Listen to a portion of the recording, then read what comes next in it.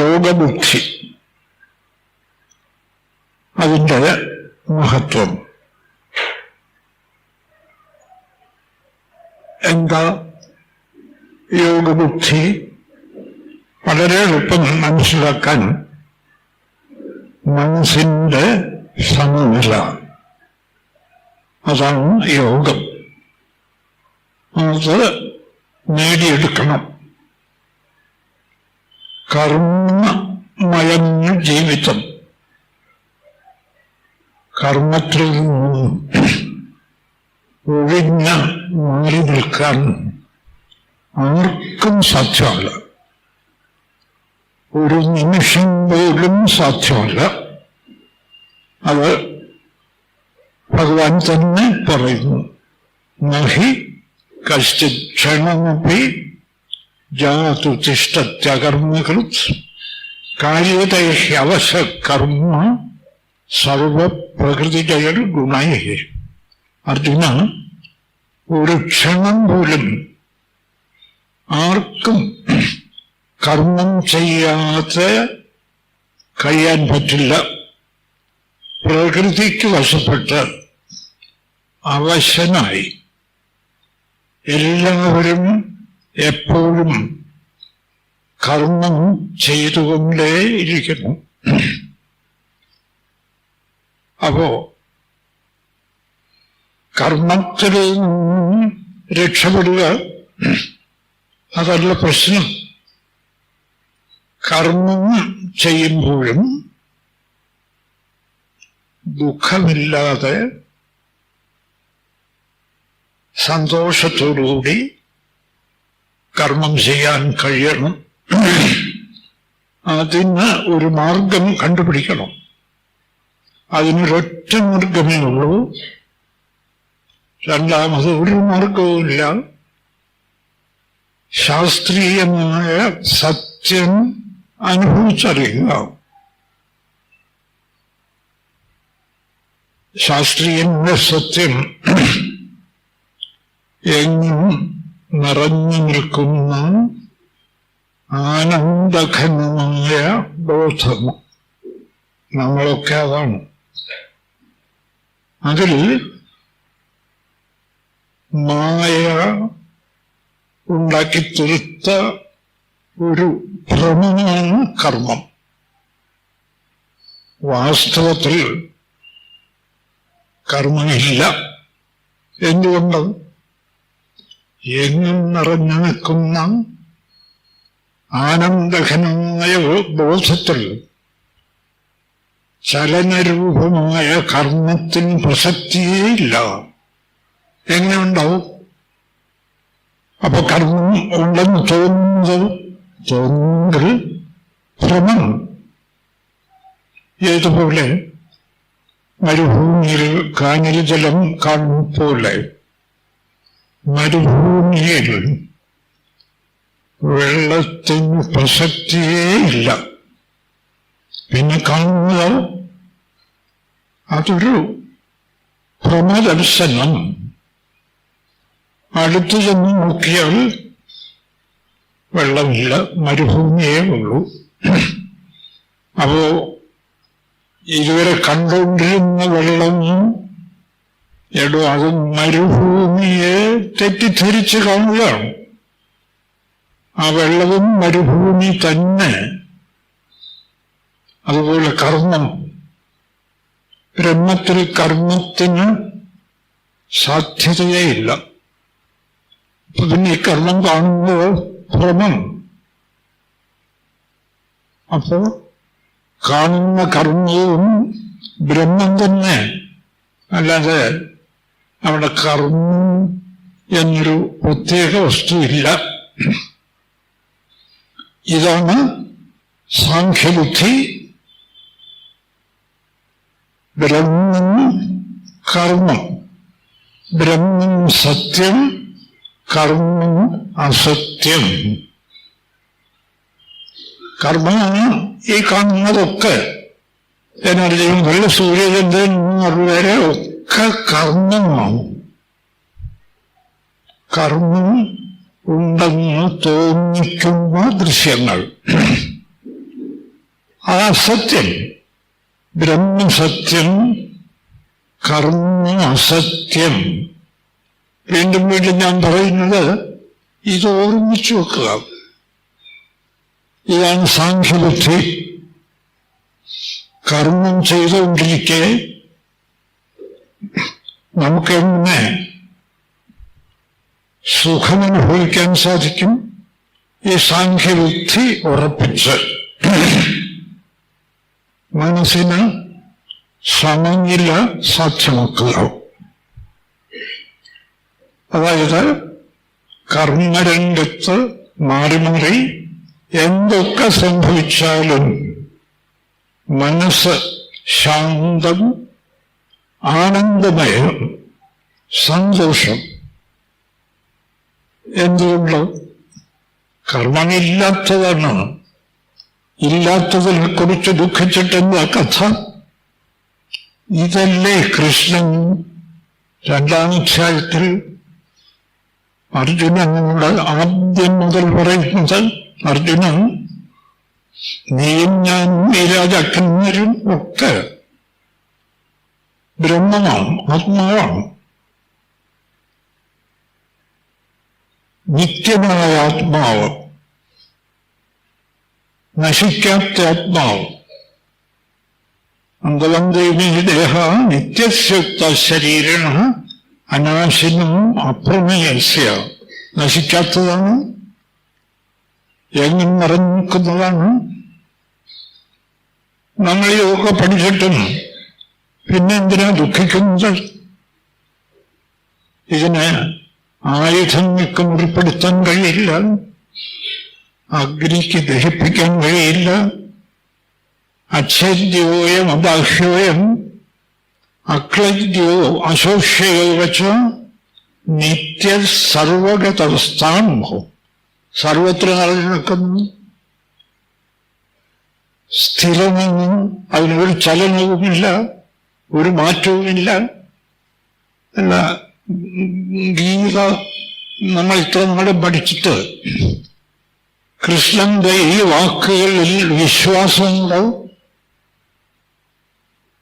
ഞാൻ ചോദിക്കുന്നത് അതാണ്. കൃഷ്ണൻ പറഞ്ഞു, ഇവിടെ ഒന്നും നശിക്കുന്നില്ല.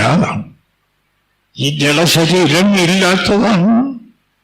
അതിവിടെന്ന് തോന്നുന്നു കർമ്മം, ശരീരം കർമ്മമാണ്. അതിവിടെന്ന് തോന്നുന്നു ഇല്ലാതാകുന്നു, വീണ്ടും തോന്നുന്നു, വീണ്ടും ഇല്ലാതാകുന്നു. ആത്മാവിന് ഒരു കേടുമില്ല. നിങ്ങൾ അർജുനനെയും ഞാനുമൊക്കെ ആത്മാവാണ്. ഇത് വിശ്വാസമുണ്ടോ? നമുക്ക് പൂർണ്ണമായി ബോധമില്ലെങ്കിൽ പോലും ഇത് വിശ്വാസമുണ്ടോ? കൃഷ്ണനല്ലേ പറഞ്ഞ്? അത് വിശ്വാസമാണ് സാർ, കൃഷ്ണൻ പറഞ്ഞതല്ലേ. എന്നാൽ പിന്നെ എന്തിനെ കുറിച്ചാ ദുഃഖിക്കുന്നത്? ഒരാളിന് സുഖമില്ല, ചെയ്യേണ്ടത് ചെയ്യൂ. ശരീരത്തിലാണ് സുഖമുള്ളത്, ചെയ്യാവുന്നത് ചെയ്യൂ. എന്തൊക്കെ ചെയ്താലും ശരീരത്തിന്റെ കേടുപാടുകൾ തുടർന്നുകൊണ്ടിരിക്കും. അത് ദുഃഖിച്ചിട്ടെന്താ കഥ? ഒരാൾ മരിച്ചു. ഗീതയിൽ ഈ ശ്ലോകമൊക്കെ സത്യമാണെന്ന് ഉറപ്പുണ്ടെങ്കിൽ ദുഃഖിക്കരുത്. മാ ശുചഃ, അതല്ലേ കൃഷ്ണൻ പറയുന്നത്. നമുക്കും അതാണ് ഇവിടെ നമ്മൾ പ്രധാന വിഷയം. ദുഃഖിക്കരുത്. ഇത് കർമ്മം ചെയ്തുകൊണ്ടിരിക്കവേ തന്നെ മനസ്സിന്റെ സമനില അഭ്യസിപ്പിച്ചാൽ ആത്മാനന്ദം ഉള്ളിൽ തെളിയും. ഒരു വിലയും കൊടുക്കാതെ കിട്ടുന്ന ആനന്ദം, നമ്മുടെ സ്വന്തം ആനന്ദം. ആനന്ദം നമുക്ക് അനുഭവിക്കാം. എപ്പോ? സമനില കൂടി വരും തോറും. അതുകൊണ്ട് അർജുന, യോഗം അഭ്യസിച്ചുകൊണ്ട് കർമ്മം ചെയ്യൂ. യോഗയുക്തോ ജഹാതീഹ ഉഭേ സുഹൃത ദുഷ്കൃതേ. ഇതാണ് 50-ാമത്തെ പദ്യം. യോഗം പരിശീലിച്ചുകൊണ്ട് കർമ്മം ചെയ്താൽ സുഹൃതവും ദുഷ്കൃതവും വിട്ടുപോകും. സുഹൃതവും ബന്ധമാണ്, കടുത്ത ബന്ധം. കുറേയൊക്കെ സുഹൃതം ചെയ്തു മരിക്കാൻ കിടക്കുന്നു. ആ സുഹൃതം കടുത്ത ബന്ധമാണ്. ദുഷ്കൃതവും ബന്ധമാണ്, കർമ്മമാണ്, രണ്ടും. നേരെ മറിച്ച് മനസ്സിന്റെ സമനില്ല. മരിക്കാൻ കിടക്കുന്നു, നല്ല സമനില്ല. എന്താ? പുണ്യവും ഒരു പുണ്യവുമില്ല, പാപം ഒരു പാപവുമില്ല. എന്ത് പാപമാണ്? കർമ്മം അസത്, ഇല്ലാത്തതാണ്. അതിവിടെ എന്തൊക്കെയോ ഒരു നാടകം പോലെ ചിലവൊക്കെ നടന്നു. അതിനോടൊന്നും എനിക്ക് ഒരു ബന്ധവുമില്ല. വീടുണ്ടെങ്കിൽ അവിടെ ഇരിക്കട്ടെ, ബന്ധുക്കളുണ്ടെങ്കിൽ അവരൊക്കെ സന്തോഷമായിട്ട് കഴിയട്ടെ. ഞാൻ ആരെക്കുറിച്ചും ദുഃഖിക്കാൻ തയ്യാറില്ല. കാരണം എല്ലാവരും ആത്മാവാണ്. അത് നജായത്തെ മ്രിയത്തെ കഥാച തീർത്തു പറഞ്ഞില്ലേ? അതൊരിടത്തും ജയിക്കുന്നില്ല, മരിക്കുന്നുമില്ല. അല്ല, പിന്നെ എന്തിനായി ദുഃഖം? അറിവില്ലായ്മ, അറിവുണ്ടാക്കണം. അതിലാണ് സാഖ്യബുദ്ധി ഗുരുവിൽ നിന്നും കേട്ടിട്ട് യോഗബുദ്ധി സമനില അഭ്യസിച്ച് അത് ഉറപ്പുവരുത്തണം. കർമ്മം ചെയ്യുമ്പോൾ തന്നെ അതാവാം. എവിടെ എന്ത് കർമ്മം ചെയ്താലും വേണ്ടില്ല. ഇത് ശാസ്ത്രസത്യം. ഇത് മനസ്സിലാ പഠിപ്പിക്കണം. ഒരു കാര്യമേ നോക്കാനുള്ളൂ. കർമ്മം ചെയ്യുമ്പോഴൊക്കെ സമനിലയുണ്ടോ, അതോ ഫലത്തെ ചിന്തിച്ച് വെപ്പാളപ്പെടുന്നു? കൃഷി ചെയ്തു വിളവെടുക്കുന്നത് വരെ ഭഗവാനെ മറന്നു, ഈ സാഖ്യബുദ്ധി മറന്നു. ഇതൊന്നും സാരമല്ല. കൃഷി ചെയ്തു, ഒക്കെ ഭഗവാൻ, ഒക്കെ ബ്രഹ്മം. കിട്ടിയാൽ സന്തോഷം, വേണ്ടെന്ന് പറയുന്നില്ല. നല്ല വിളവ് കിട്ടിയാൽ സന്തോഷം, കിട്ടിയില്ലെങ്കിലോ അതും സന്തോഷം. കാരണം ഒക്കെ ബ്രഹ്മം, ഭഗവാൻ. വിളവെന്ന് അങ്ങനെ പ്രത്യേകിച്ചൊന്നുമില്ല. ഇത് ഫലചിന്ത, കർമ്മഫലചിന്ത ഒഴിവാക്കണം. ഫലം കിട്ടുമ്പോൾ കിട്ടട്ടെ. നമ്മൾ കർമ്മം ചെയ്യുന്നുണ്ടല്ലോ. കർമ്മണ്യേവ അധികാരസ്ഥേ മാ ഫലേഷു കഥാചന. അർജുന, നിനക്ക് കർമ്മം ചെയ്യാനേ പറഞ്ഞിട്ടുള്ളൂ. ഒരിക്കലും ഫലത്തിൽ അധികാരമില്ല. ഫലം കിട്ടിയാൽ കിട്ടി, കിട്ടിയില്ലെങ്കിൽ കിട്ടിയില്ല. നമ്മൾ കാണുന്നില്ലേ? ലോകത്തെ ഇപ്പൊ നന്നാക്കി കളയാമെന്നൊക്കെ വിചാരിക്കുന്നവരൊക്കെ അടുത്ത നിമിഷം ഇല്ലാതാവുന്നു. എന്ത് ഫലം? ഈ ലോകത്തെ അങ്ങനെ ആർക്ക് നന്നാക്കാനൊക്കെ? നന്നാക്കുക ഒരു നാടകം, കളി. ഈ സത്യം മനസ്സിലാക്കിക്കൊണ്ട് നന്നാക്കുക. കർമ്മം വേണ്ടെന്നോ ഫലം വേണ്ടെന്നോ അല്ല ഈ പറയുന്നതിനർത്ഥം. സത്യം, ശാസ്ത്ര സത്യം അറിഞ്ഞുകൊണ്ട് കർമ്മം ചെയ്യുക. അപ്പോ ഫലം കിട്ടിയാലും കിട്ടിയില്ലെങ്കിലും സന്തോഷം. സമബുദ്ധി കൂടി വരും. സമനില കൂടുന്തോറും സുഖം. പുറമേ ഒന്നിനെയും ആശ്രയിക്കാത്ത നല്ല സുഖം. പിന്നെ ഈ ശരീരം ഉള്ളതുകൊണ്ട് കർമ്മം ചെയ്യുന്നു. ശരീരം കർമ്മത്തിന്റെ ഒരു ഉത്പന്നമാണ്. അതുകൊണ്ട് ശരീരമുള്ളിടത്തോളം എന്തെങ്കിലുമൊക്കെ കർമ്മം ചെയ്തേ പറ്റൂ. നടക്കട്ടെ. ഒരു നാടകത്തിൽ നടൻ വേഷം കെട്ടിയിരിക്കുന്നിടത്തോളം അഭിനയിച്ചേ പറ്റൂ. വേഷത്തിൻ്റെ അഭിനയം.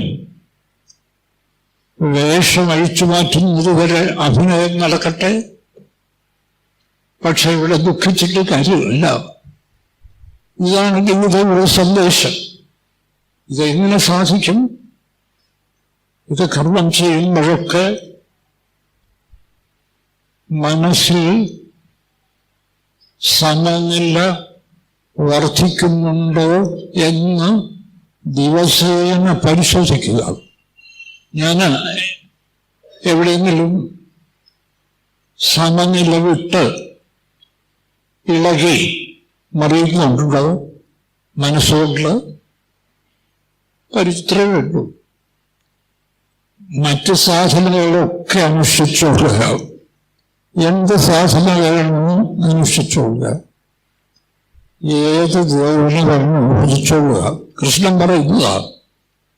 പക്ഷേ ഈ സമനില നിരന്തരം ബോധപൂർവം അഭ്യസിക്കണം. സമനില അഭ്യസിച്ചില്ലെങ്കിലോ യാതൊന്നും നമ്മെ സഹായിക്കില്ല. ജീവിതത്തിൽ അവസാനം ഒന്നും സഹായിക്കില്ല. സമനില ഇല്ലാതെ നേടിയതൊക്കെ ദുഃഖിപ്പിക്കും. അതാണ് കൃപണാഹ ഫലഹേതവഃ എന്ന് നമ്മൾ ഇന്നലെ പറഞ്ഞത്.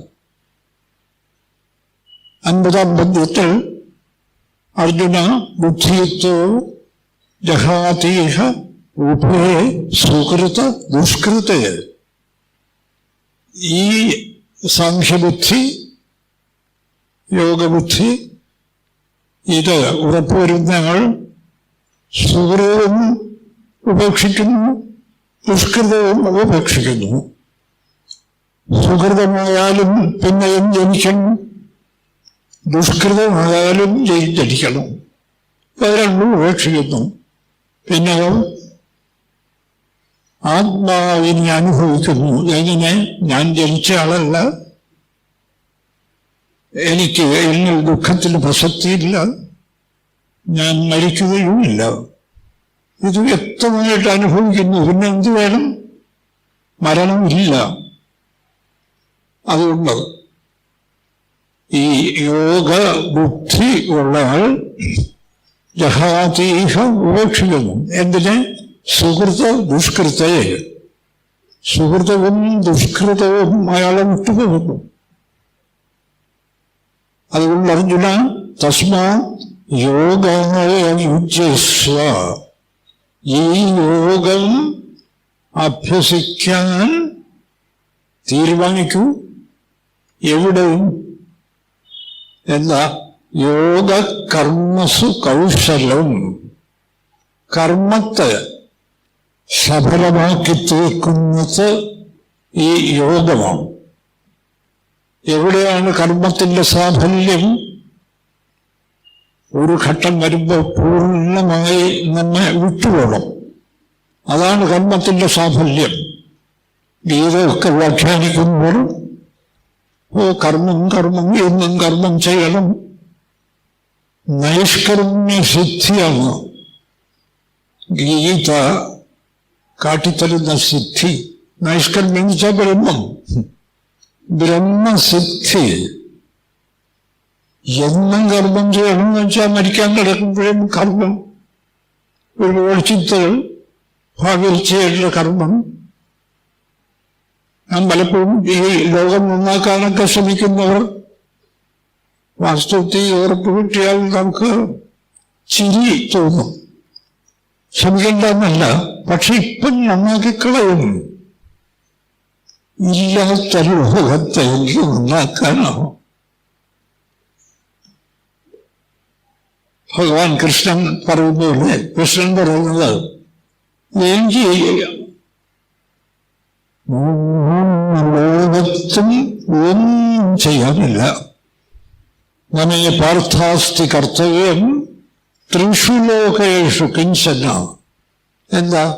നാനവാപ്തം അവാപ്തവ്യം. കിട്ടാത്തതൊന്നും ഇനി കിട്ടാനില്ല. ആനന്ദം എപ്പോഴും. ഇനി ഞാനെന്തൊരു കർമ്മം ചെയ്യണം? വർത്തക കർമ്മണി, എങ്കിലും ഞാൻ കർമ്മം ചെയ്യുന്നു.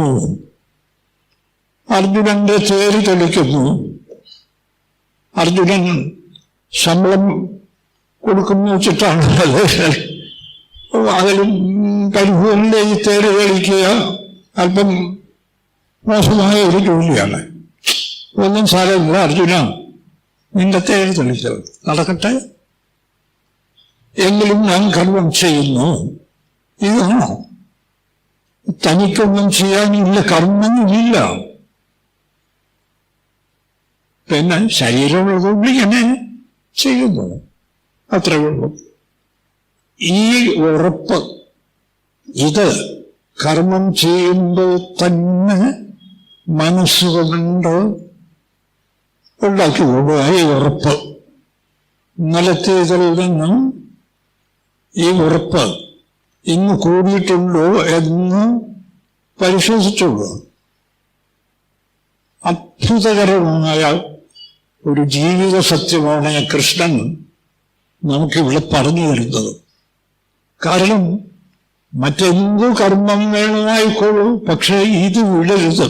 ഇത് ബ്രഹ്മസിദ്ധിയാണ്, ഇത് വിടരുത്. യുദ്ധരംഗത്തിലാണെങ്കിൽ യുദ്ധരംഗത്ത്, അതിനാ യുദ്ധരംഗത്ത് ഭീഷ്മരും നീയും ഞാനും ഒക്കെ ബ്രഹ്മം, ആരും മരിക്കുന്നില്ല.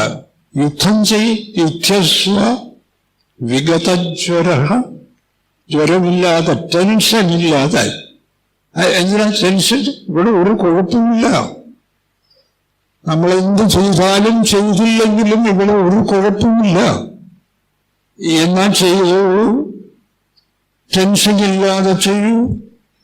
യുദ്ധസ്വ, കർമ്മം ചെയ്യൂ ഞാൻ അർത്ഥം. എങ്ങനെ? വിഗതജ്വര, ജ്വരം ടെൻഷനില്ലാതെ യുദ്ധം ചെയ്യൂ. സർവേഷു കാലേഷു മാമനുസ്മര യുദ്ധച്ച. മാമനുസ്മര എന്ന് പറഞ്ഞാൽ ഈ ബുദ്ധി, സാഖ്യബുദ്ധി ഓർമ്മിക്കൂ. ബ്രഹ്മസത്യം, ജഗൻ മിഥ്യ, കർമ്മം മിഥ്യ. ഇത് ഓർമ്മിക്കൂ. അതാണ് മാം അനുസ്മര. അല്ലാതെ വസുദേവപുത്രനായ കൃഷ്ണന്റെ വ്യക്തിത്വം ഓർമ്മിച്ചത് കൊണ്ട് ഇത് കിട്ടില്ല. അവിടെയും വിരോധമില്ല, സമനല്ല. ഉറപ്പാക്കുമെങ്കിൽ അതാണ് സർവേഷു കാലേഷു മാം അനുസ്മര. മാം ബ്രഹ്മത്ത് അനുസ്മര, ഓർമ്മിക്കൂ. യുദ്ധച്ച. ഞാനിത് ആവർത്തിച്ച് പറയുന്നത്, ഇത് ഗീത വായിച്ചിട്ട്, ഇതും ഗീത എത്ര അധ്യായം വായിച്ചാലും ലോകത്തേത് കർമ്മരംഗത്തിൽ വർത്തിച്ചാലും സൂക്കേട് പിടിച്ച് കിടപ്പിലായാലും ഇതോർമ്മിക്കൂ. ഈ സാഖ്യബുദ്ധി ബ്രഹ്മസത്യം ജഗന്മിഥ്യ, ഇതിനെ ആശ്രയിച്ചുകൊണ്ട് മനസ്സിന്റെ സമനില ഉറപ്പുവരുന്നോ എന്ന് ബോധ്യപ്പെടൂ. എപ്പോഴും എന്തിനാ അതിന് സമയം മാറ്റിവെക്കണം? ഇങ്ങനെ ഉറപ്പു വന്ന അതിഗംഭീരന്മാരായ രാജാക്കന്മാർ പോലും ഇന്ത്യയിൽ ഉണ്ടായിരുന്നു. ഭാഗവതത്തിൽ നിങ്ങൾ കേട്ടിരിക്കുമല്ലോ, ഖഡ്വാങ്കൻ രാജാവിന്റെ കഥ. ഖഡ്വാങ്കൻ സൂര്യവംശത്തിൽ ജനിച്ച ചക്രവർത്തിയാണ്. ഖഡ്വാങ്കന്റെ മകനാണ് രഘു.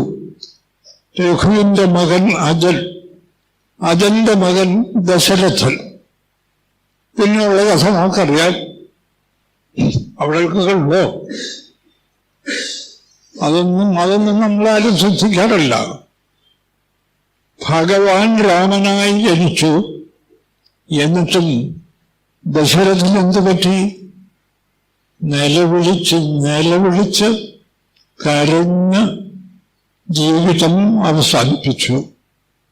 നേരെ മറിച്ച് ഖഡ്വാങ്കൻ അതല്ല. ഖഡ്വാങ്കൻ കുട്ടിക്കാലം മുതൽ ഈ സമനില ബ്രഹ്മബോധം കുട്ടിക്കാലത്ത് എങ്ങനെയും സാർ അതുണ്ടായത് അതൊന്നും ചോദിക്കരുത്. ചിലർക്ക് കുട്ടിക്കാലം മുതൽ ഉണ്ടാവാം, ചിലർക്ക് മരണസമയത്തും ഉണ്ടാകാതിരിക്കാം.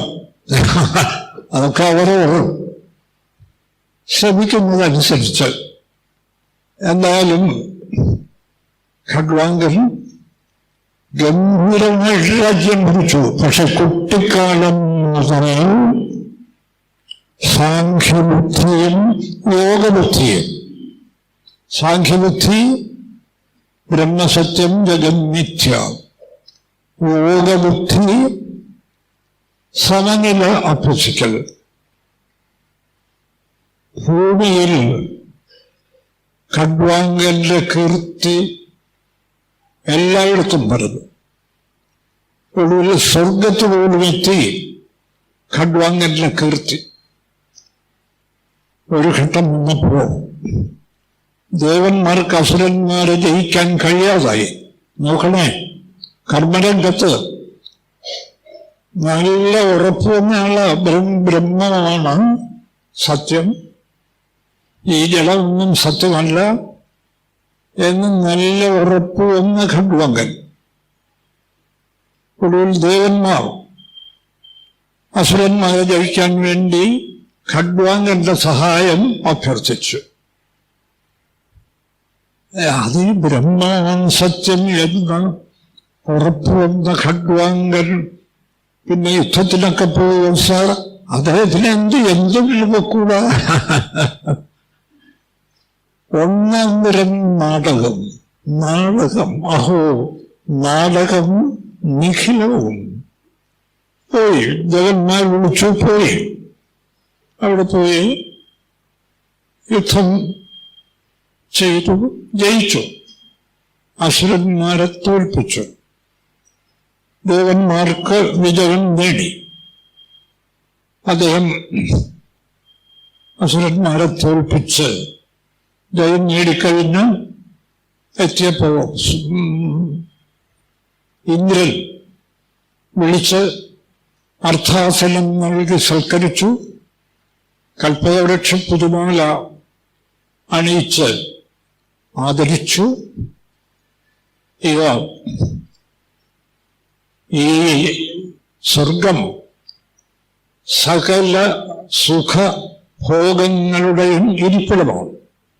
അല്ലോ രാജാവ്, അങ്ങക്ക് എന്താ വേണം, എന്ത് വേണമെങ്കിലും ചോദിച്ചോളൂ, തരാം. പക്ഷെ ഖഡ്വാങ്കൻ ഒന്നും അംഗീകരിച്ചില്ല. കാരണം അതാണ്, ഞാൻ സുഖസ്വരൂപൻ, സദാ ആനന്ദിക്കുന്നു. എന്റെ ആനന്ദത്തെ തടയാൻ മരണത്തിന് പോലും ഇനി സാധ്യമല്ല. അല്ല, ഇതൊക്കെ നമുക്ക് പറ്റുമോ സാർ എന്നാണ് ചിലരുടനെ. അല്ല, ഖഡ്വാങ്കന് കുട്ടിക്കാലം മുതൽ പറ്റുമായിരുന്നെങ്കിൽ നമുക്കൊന്നുകൊണ്ട് പറ്റില്ല. ഖഡ്വാങ്കനും മനുഷ്യനും അതാണ്. ഖഡ്വാങ്കനൊക്കെ പറ്റും, നമുക്ക് പറ്റുമോ? നമ്മളൊക്കെ അവിടെയാണ് പരാജയപ്പെടുന്നത്. നമ്മളാരും മോശക്കാരല്ല, നമ്മളൊക്കെ പരബ്രഹ്മസ്വരൂപികളാണ്.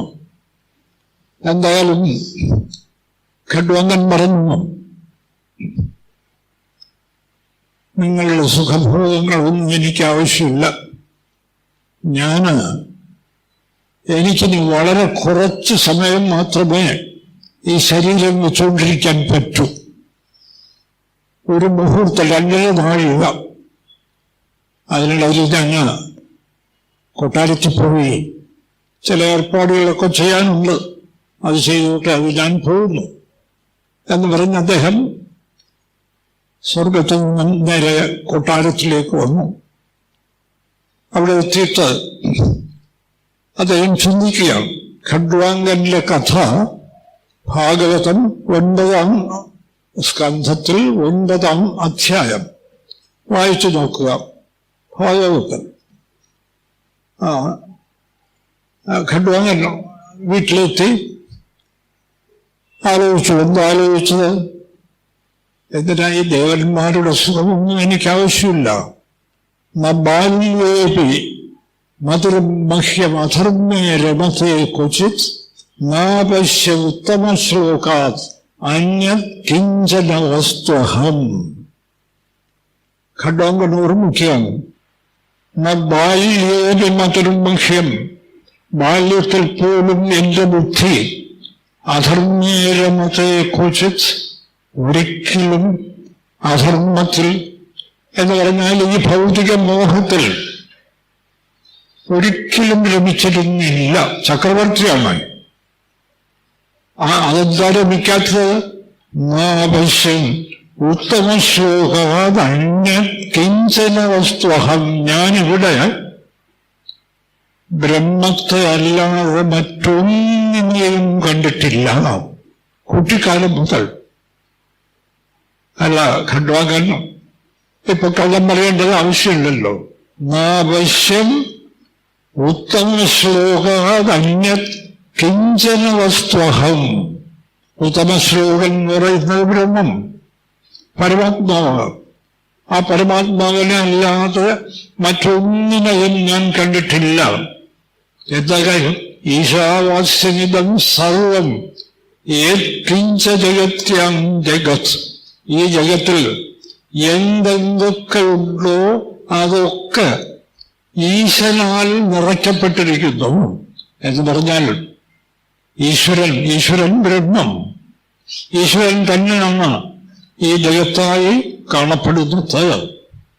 അതുകൊണ്ട് നാവശ്യം ഉത്തമശ്ലോകാത് അന്യ കിഞ്ചന വസ്തുഹം.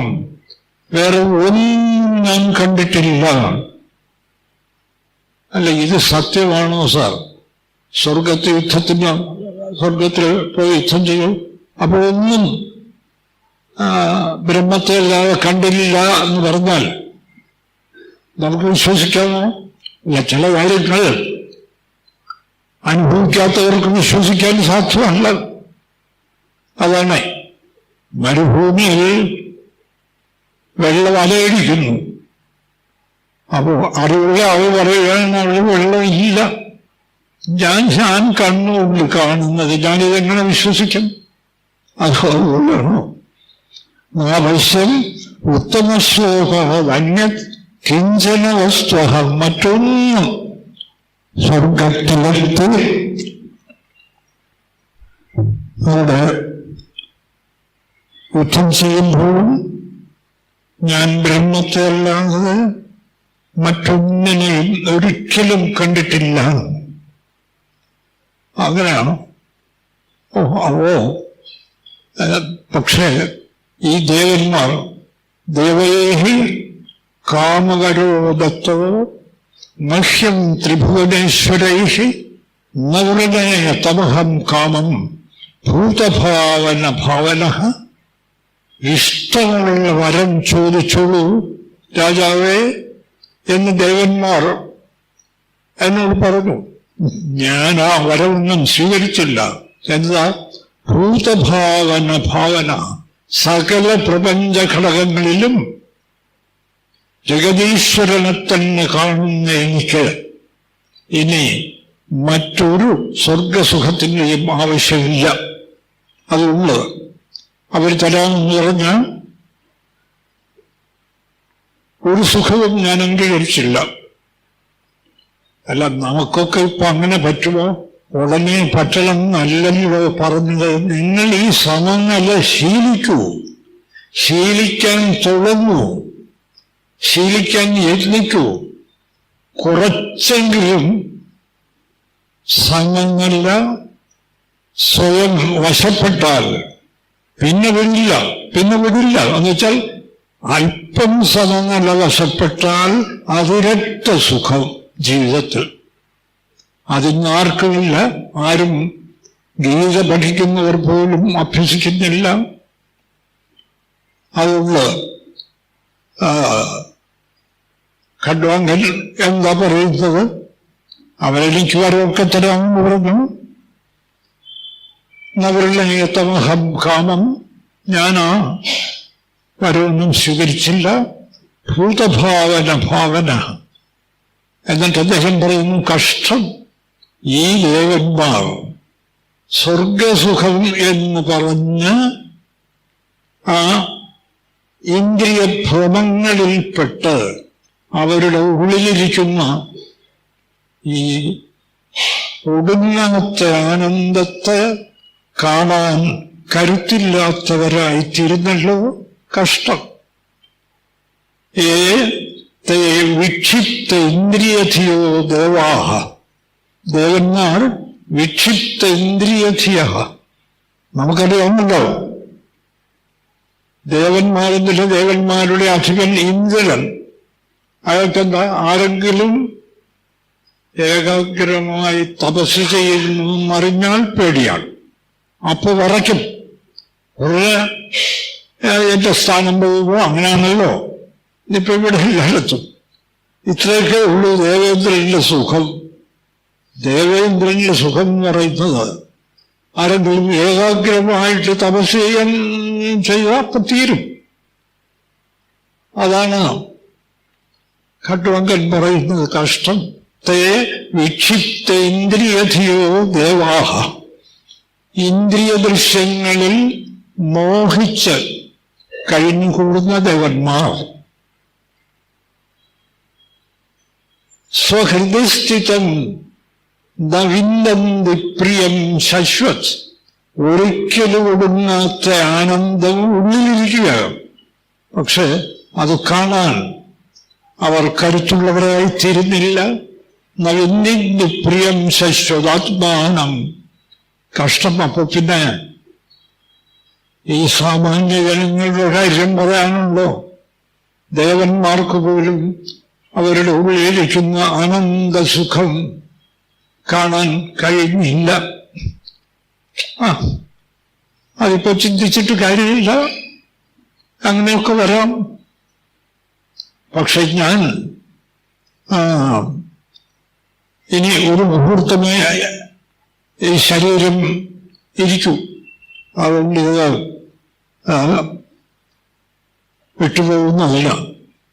ഉള്ള ഒരുക്കങ്ങളൊക്കെ നടത്തിയിട്ട് അഥ ഈശമായ രചിതേഷു സംഘം ഗുണേഷു ഗന്ധർവപുരോപമേഷു രൂഢം പ്രകൃത്യാത്മനി വിശ്വകർത്തുർഭാവേന ഹിത്വാ തമഹം പ്രപദ്യേ.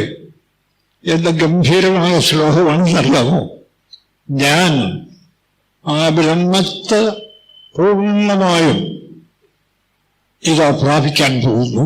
ഈ അല്പശരീരത്തെ കൂടി അങ്ങ് വിട്ടിട്ട് അപ്പൊ പിന്നെ ഈ പ്രപഞ്ചമോ, എന്റെ രാജ്യം, കൂട്ടാരം, ബന്ധുക്കൾ ഇതൊക്കെ ഉണ്ടല്ലോ, ഉണ്ട്.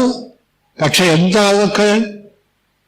ആർക്കെങ്കിലും വ്യക്തമായി അതിന്റെ രഹസ്യം പറഞ്ഞു തരാൻ കഴിയുമോ?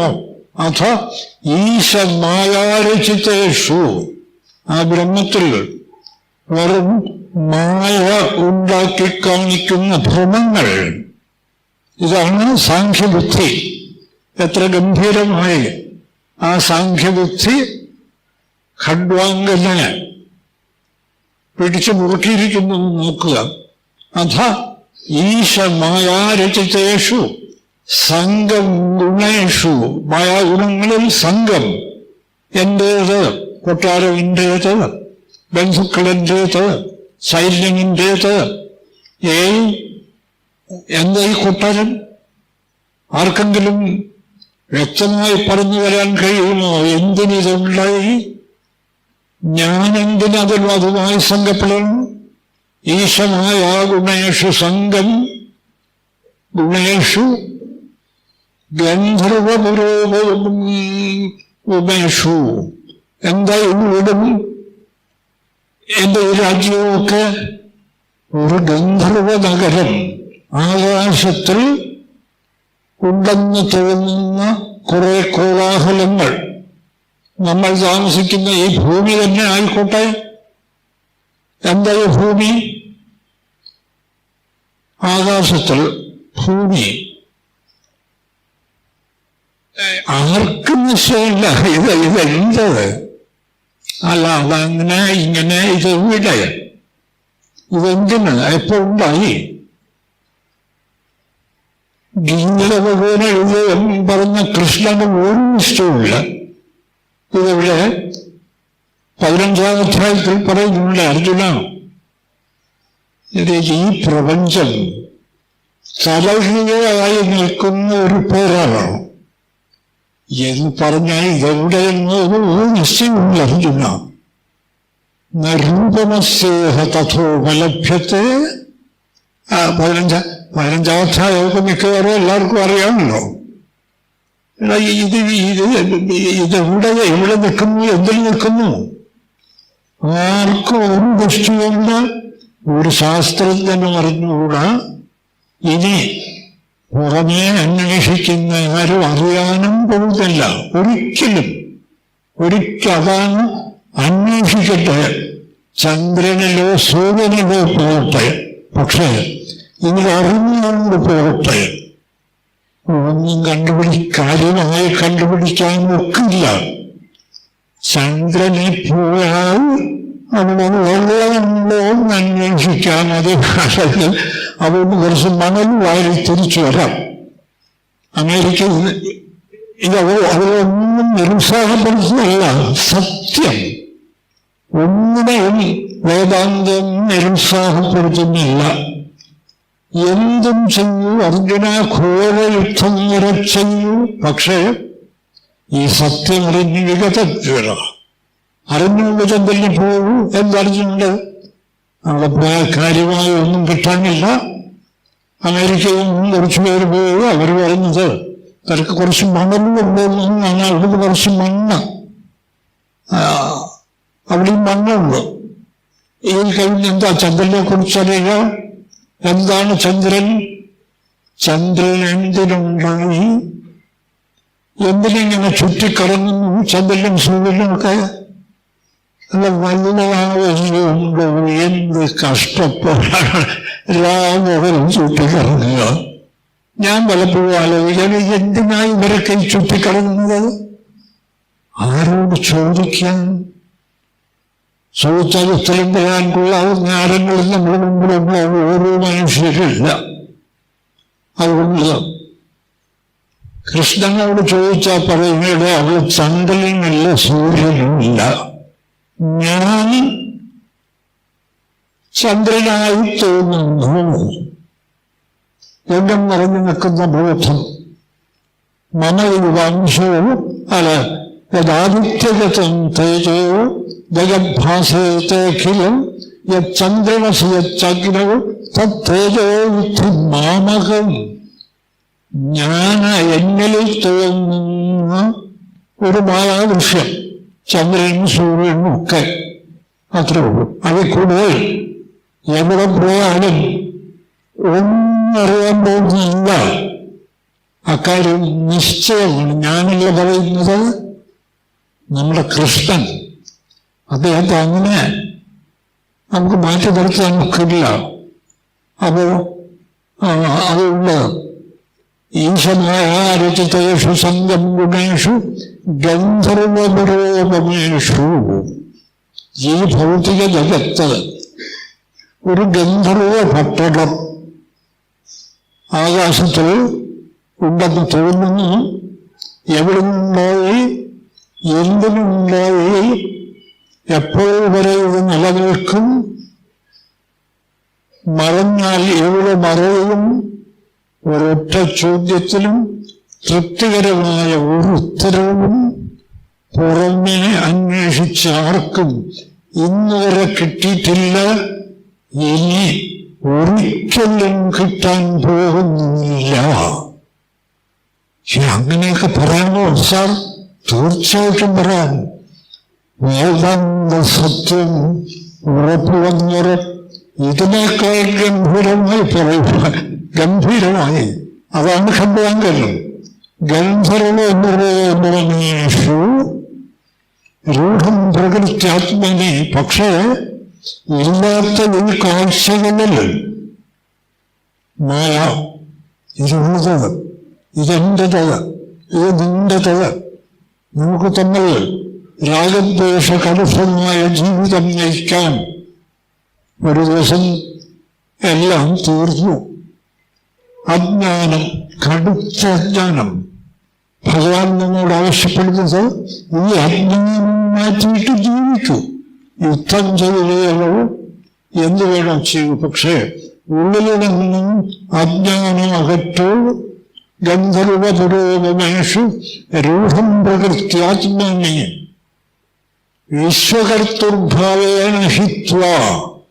ഞാൻ ഈ ലോകത്തെ ഉപേക്ഷിക്കാൻ പോകുന്നു. എങ്ങനെ? ലോകത്തെ എങ്ങനെയാണ് ഉപേക്ഷിക്കുന്നത്? സർവത്ര ബ്രഹ്മത്തെ കണ്ടിട്ട്. സർവത്ര ബ്രഹ്മത്തെ കണ്ടാൽ പിന്നെ ഏത് ലോകം? ഇതല്ലേ ഗീതയും നമ്മോട് പറയുന്നത്? സർവധർമാൻ പരിത്യജ്യ. നമ്മളൊന്നും ഈ ശ്ലോകം ഉരുളുമല്ലോ.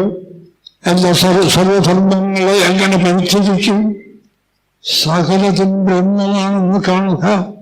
ഞാനിതാ ഈ മയക്കിന് ബ്രഹ്മമാണെന്ന് കണ്ടാൽ മയക്ക് ഉപേക്ഷിക്കപ്പെട്ടിരിക്കും. പിന്നെ മയക്കില്ല. പിന്നെന്താ ഉള്ളത്? ബ്രഹ്മം. പിന്നെ ഏത് മയക്ക്? അതാണ് വിശ്വകർത്തൃഭാവേന ഹിത്വ. ഈ പ്രപഞ്ചത്തിൽ മുഴുവൻ ഞാൻ ബ്രഹ്മത്തെ കണ്ട് പ്രപഞ്ചത്തെ ഉപേക്ഷിക്കുന്നു. വിശ്വകർത്തൃഭാവേന ഹിത്വ തമഹം പ്രപദ്ധ്യേ. അങ്ങനെ ഞാൻ ആ സത്യത്തെ ശരണം പ്രാപിക്കുന്നു. എങ്ങനെ? അത് മാത്രമേ ഉള്ളൂ. ഞാനും അത് തന്നെ, ഈ പ്രപഞ്ചം മുഴുവൻ അത് തന്നെ എന്നുറപ്പുവരുത്തി ആ സത്യത്തെ ശരണം പ്രാപിക്കുന്നു. വിശ്വകർത്തൃഭാവേന ഹിത്വ തമഹം പ്രപദ്ധ്യേ എന്നങ്ങോട്ട് തീരുമാനിച്ചു ഖണ്ഡ്വാങ്ങൾ. ഇത് വ്യവസിതോ ബുദ്ധ്യ. ഇങ്ങനെ തീരുമാനിച്ചുകൊണ്ട് ഇത് വ്യവസിതോ ബുദ്ധ്യ നാരായണ പരായണ. പിന്നെ ഒരൊറ്റ ചിന്ത. എന്താ? നാരായണൻ. രണ്ടാമതൊരു ചിന്തയുണ്ടോ? ഇല്ല. നാരായണ പരായണ. യാതൊന്നു കണ്ടതു നാരായണ പ്രതിമ, യാതൊന്നു കേട്ടതു നാരായണ ശ്രുതികൾ, യാതൊന്നു ചെയ്തതു നാരായണ അർച്ചനകൾ. ഞാൻ ഈ ശ്ലോകം ഇപ്പോൾ ഉദ്ധരിക്കുന്നത് ഇത് പണ്ടുണ്ടായിരുന്ന ഖണ്ഡ്വാങ്കനും മറ്റും മാത്രമല്ല, ഞങ്ങൾ ജീവിച്ചിരുന്ന നമ്മുടെ ആചാര്യൻ എഴുത്തച്ഛൻ അദ്ദേഹം ഇങ്ങനെയാണ് ജീവിച്ചത്. യാതൊന്നു കണ്ടതു നാരായണ പ്രതിമ, യാതൊന്നു കേട്ടത് നാരായണ ശ്രുതികൾ, യാതൊന്നു ചെയ്തത് നാരായണ അർച്ചനകൾ, യാതൊന്നതൊക്കെ ഹരി നാരായണായ നമഃ. ഇതെന്താ നമുക്കുള്ളുണ്ട്? അല്ല, ഞാൻ നോക്കുന്നുണ്ട്, എനിക്ക് പറ്റുന്നുണ്ട്. ഞാനത് പറഞ്ഞത് സാറിലെന്ന് വാചകം സാറിന് ഇതൊക്കെ പറ്റുന്നുണ്ട്. നല്ല കുറേയൊക്കെ പറ്റും. നല്ല ഉറപ്പിച്ചു തന്നെ പറയാം. അത് പറയാനും മടിക്കേണ്ട കാര്യമില്ല. ആരോടും എല്ലൊക്കെ നാരായണ മനസ്സുള്ള ഒക്കെ നാരായണമാണെന്ന് കാണാൻ എന്താ പ്രയാസം? അങ്ങനെ കാണാൻ തീരുമാനിക്കണം. ബ്രഹ്മം, നാരായണൻ വെച്ച ബ്രഹ്മം. ബ്രഹ്മത്തിലല്ലാത്ത ഈ കാഴ്ചകൾ ഒന്നും മറ്റൊരിടത്തും സാധ്യമല്ല. ബോധത്തിലല്ലാതെ എവിടെ എന്ത് കാഴ്ചയുണ്ടാവാൻ ഒരിക്കലും സാധ്യമല്ല. ബോധത്തിലുണ്ടാകുന്ന കാഴ്ചകൾ ബോധം തന്നെ. അതൊന്ന് ഉറപ്പുവരുത്തണം. അതുറപ്പുവരുത്തിയാൽ എല്ലാവർക്കും ഇത് സാധിക്കും. എല്ലാവർക്കും. ഖണ്ഡ്വാങ്കന് അത് സാധിച്ചു. ഇതിന് വ്യവസ്ഥിതയോ ബുദ്ധി കൊണ്ട് തീരുമാനിച്ചു. നാരായണ പരായണ ഹിത്വ അന്യഭാവമജ്ഞാനം. ഇതൊക്കെ ഓർമ്മിക്കുക. ഭാവമാണ്. അന്യഭാവം, മറ്റൊന്നുണ്ടെന്ന് എന്നുള്ള തോന്നൽ, അതാണ് അജ്ഞാനം. ഇവിടെ ബ്രഹ്മമല്ലാതെ മറ്റൊരു വസ്തു ഉണ്ട് എന്ന് തോന്നിയാൽ അജ്ഞാനം. ഹിത്വ അന്യഭാവ അജ്ഞാനം. അന്യമുണ്ടെന്നുള്ള ഭാവം ഹിത്വ. അതാണ് കൃഷ്ണനും പറയുന്നത്, നിങ്ങളുടെ കാര്യമൊക്കെ ഞാൻ നോക്കൊള്ളാം. അനന്യാശ്ചിന്തയന്തോ മാം. മറ്റൊന്നുണ്ടെന്ന് കരുതാതെ എന്നെ ഭജിക്കണം, ഞാൻ നോക്കുക. പലരും എന്നോട് ചോദിക്കാറുണ്ട്, സാർ കൃഷ്ണൻ ഇനി പ്രതിജ്ഞയൊക്കെ ചെയ്തിട്ടുണ്ടല്ലോ, എന്നെ ഭജിക്കുന്നവരെ ഞാൻ നോക്കുക. ഞങ്ങളിപ്പോൾ എത്ര കാലമായി കോവിഡ് പോകുന്നു, ദീപാരാധന നടത്തുന്നു, പക്ഷെ ഭഗവാൻ ഞങ്ങൾക്ക് പല ദുഃഖങ്ങളും വരുത്തുന്നല്ലോ സാർ. അല്ല, കൃഷ്ണൻ എന്താ പറഞ്ഞത്? അനന്യചിന്തയന്തോ മാം. മറ്റൊന്നും ഇല്ല, ഞാനേ ഉള്ളൂ എവിടെയും. അങ്ങനെ എന്നെ ചിന്തിക്കുമ്പോൾ തേഷാം നിത്യാഭിയുക്താനാം സദാ, അങ്ങനെ എന്നെ ഫലിക്കുന്നവരുടെ യോഗക്ഷേമം ഞാൻ നോക്കും. ഭഗവാൻ ഇന്നുവരെ ആ പ്രതിജ്ഞ തെറ്റിച്ചിട്ടില്ല. പക്ഷെ ആരാ ഈ അനന്യചിന്ത അതൊക്കെ മനസ്സുകൊണ്ട് ആരോടും പറയണ്ട, കാണുന്നതൊക്കെ ഭഗവാൻ ഈശ്വരൻ. എന്തായാലും ഖണ്ഡുവാങ്കരനത് തീരുമാനിച്ചു. ഹിത്വ അന്യഭാവ അജ്ഞാനം.